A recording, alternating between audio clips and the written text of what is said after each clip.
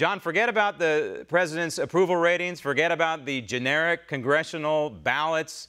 It's all going to come down to who votes. And we used to be able to figure out, possibly decipher how an election is going to go by absentee ballots. We used to call them early voting. I guess we call it now. It was pretty much the domain of Republican voters, but it doesn't appear to be that way anymore. Am I correct on that? No, you're absolutely correct. It appears that a record 34 million have already voted in person or absentee. And usually the Republicans, like in a state like Florida, there's over 5 million ballots cast already. And you can track it by party. So the Republicans are 40% as of today. The Democrats are 41%. And it really matters about who comes out tomorrow, because there are 63 million Trump voters out there. That was the president's strategy. That's how we got him elected. We brought out millions of new voters. There were 9 million new voters that came out, or more voters that came out in 2016 than 2012. Now, in Florida, we had over 9 million votes. And we were able to win that as the Panhandle closed an hour after the rest of the state. That's when President Trump went ahead, and we didn't look back. And right now, it looks like for the U.S. Senate race and the governor's race there, extremely close race as far as partisan turnout. But tomorrow, on Election Day, it will actually decide who's going to win those races. And that's pretty much what it is nationwide. Yeah, it sounds cliche, but it really is a numbers game. Numbers by meaning, right. What is the turnout going to be in numbers? In 2010, 90 million people cast votes, but it's looking like 2018, this midterm election, is going to eclipse that. Now, you mentioned Florida.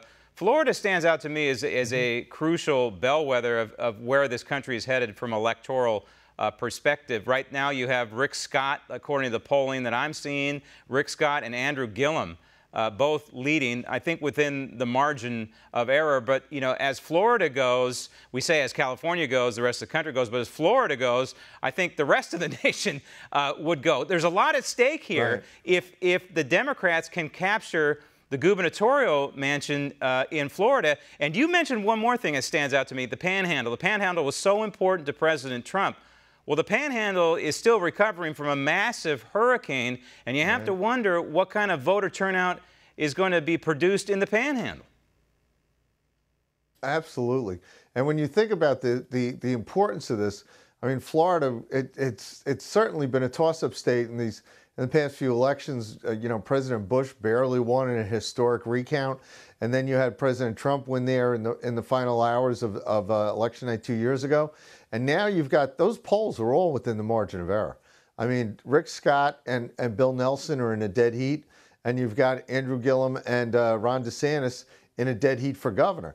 And the governor controls the courts. He controls a lot of things in Florida that the Republicans are far better off with a Republican governor. Like Jeb was the governor when his brother was in the recount. And you had Rick Scott, the governor 2 years ago, that was certainly endorsed President Trump, pardon me.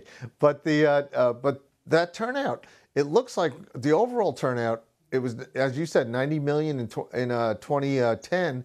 It looks like we're going to have close to 100 million voters right now, because Florida's 12% above the early vote strategy counts. And you have also 2/3 of the votes are going to be cast tomorrow.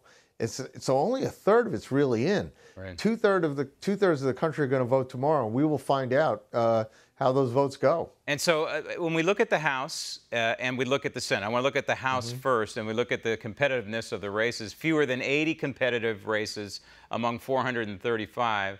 The majority of those, quote, competitive races are Republican. In the toss-up category, we have 36. And then you look at the Senate, fewer than 15 competitive, majority of them are Democrat controlled right now, seats. Right. The toss-up category is 6. So this is really what it distills down to, doesn't it? Is these toss-up races, 36 in the House of Representatives and 6 in the United States Senate. Right, and those pure toss-up races in the House, there's 31 Republican seats and there's 5 Democrats. And the polls are dead even in those races, and they really depend upon their turnout tomorrow. And the same thing for the Senate. You've got 6 pure toss-up races. Now, the great thing about the Senate races for the Republicans is that 26 of those seats out of the 35 that are up in the Senate are Democratic seats, and 10 are in states that the president won. So there's a reservoir of Trump voters that they can get out and bring to the polls tomorrow. In a lot of those House races, the Democrats only need 23 seats to take over. Want to see more videos like this? Click on the link below and subscribe to One American News on YouTube, and call your cable provider and kindly demand that One American News is added to your lineup. Call and subscribe today.